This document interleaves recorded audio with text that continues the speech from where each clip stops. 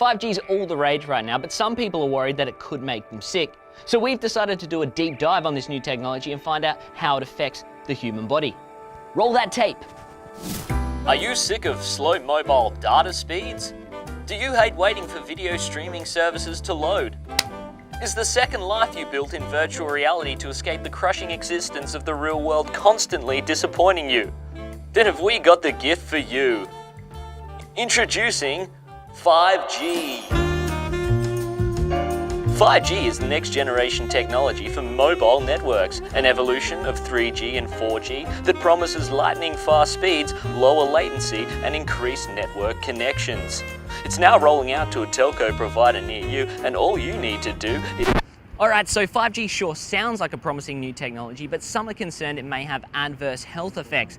In November 2018, a social media post went viral and it suggested that in the Netherlands, 300 birds have died due to 5G testing. Forums are awash with activists suggesting that the dangers of cell phone radiation are being suppressed. So, does 5G actually have health effects? Or is it just a conspiracy theory that's getting a little bit out of hand? Whack on your tinfoil hats, we're going to find out.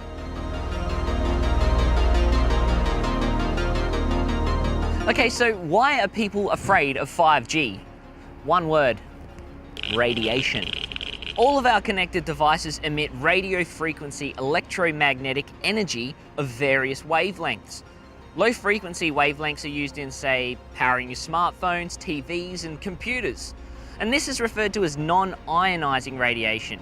It's not considered energetic enough to cause any health effects. On the other side of the spectrum, you have high-frequency wavelengths such as ultraviolet radiation from the sun or X-rays. This is a more powerful type of energy and it's known as ionizing radiation. It can rip electrons away from atoms and do some real damage to DNA. And if you're exposed to a lot of this type of radiation, like say some of these beachgoers may be, it can introduce errors into your DNA, causing the growth of diseases such as cancer. Fortunately, 5G radiation is non-ionizing, completely different to radiation from the sun or from X-rays. Wait, so why are people worried? Well, there are a few important changes coming with 5G technology that have some people concerned about the negative health effects. One, it'll use millimeter wave technology. Two, that technology operates at higher frequencies than 3G and 4G.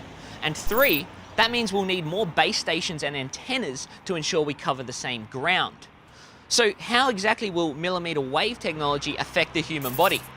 We're going to need a diagram. The skin is a very effective barrier against things like bacteria, viruses, and even the weather. Now here's the thing about 5G.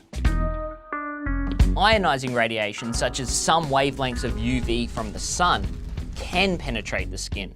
Whereas things like radio waves actually penetrate through the skin without doing any damage at all. 5G wavelengths fall smack in the middle. They only barely penetrate the skin and they don't have the energy required to damage DNA. Still, that information isn't enough to allay fears. Many opponents of 5G point to a World Health Organization report in 2011 that suggests cell phone radiation could cause cancer. Now, that report was put together by the International Agency for Research on Cancer and suggests that cell phone radiation should be listed as possibly carcinogenic, like aloe leaf extract, diesel fuel, and pickled vegetables. So I asked Andrew Wood, a professor at Swinburne University, exactly what that rating means. If there's any evidence of some sort of association between exposure to these things and certain types of cancer, then it goes into the possibly carcinogenic bracket. If it's backed up with laboratory studies, mechanism studies, then it gets boosted up to the probably carcinogenic bracket. Thousands of scientific studies have been performed looking at radio frequency radiation and its effects on human cells, animals like rats and mice, and human tissue including brain, skin, and eyes.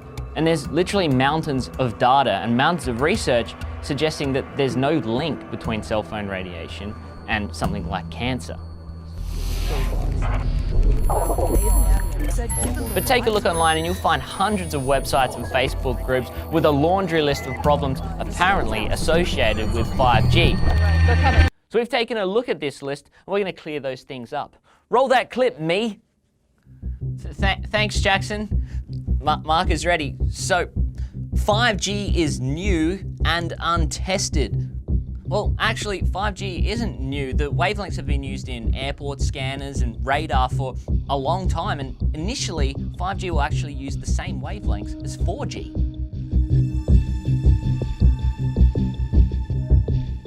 More antennas means more exposure. As we've already shown, 5G isn't energetic enough to penetrate the skin or damage DNA. Some scientists even suggest that new beamforming technology could reduce exposure. High-frequency wavelengths are worse than low-frequency wavelengths.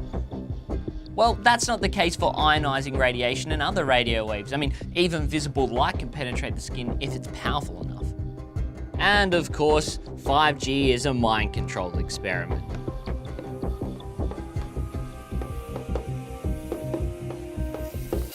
That sounds great, but aren't there studies that show that cell phone use causes cancer? Well, mate, that's kind of complicated. The easy answer is not really. Two of the most frequently mentioned studies are 1, the US National Toxicology Study, and 2, a study by Italy's Ramazzini Institute. In both studies, male rats that were exposed to huge amounts of radio frequency radiation sometimes developed cancer in their hearts and in their brains. However, the studies have been dubbed controversial because they feature huge amounts of radiation and exposure that far exceeds what humans would experience, making it much harder to draw conclusions. All that is to say that many of the arguments against 5G are not based in strong scientific fact. Despite that, over 240 scientists and researchers have petitioned the World Health Organization Environment Program to take another look at the damage radio frequency radiation may be having. And not just on humans, but also on the environment. And one question that remains is, can we actually rule out the long-term effects of exposure to 5G wavelengths? In my mind, it's unlikely. I guess my main reason for saying that is that people have looked at brain tumour and other tumour rates over the last few decades, and during that time the usage of mobile phones has gone from 0 in 1980 to more or less all of the human population. So you'd expect a massive increase in incidence of certain types of tumour if indeed there was a cause and effect relationship. And that makes sense, right? I mean, phones practically surround every single facet of our daily lives, and they've done so for the last 20 years. So we should see an increase in the incidence of brain tumours. But we don't. Studies in the US, Europe and Australia have all failed to show increasing brain cancer rates since the 1990s when phones became heavily adopted. Even though 5G hasn't been around long enough to perform these types of studies with cell phones, the frequencies and wavelengths it uses have been.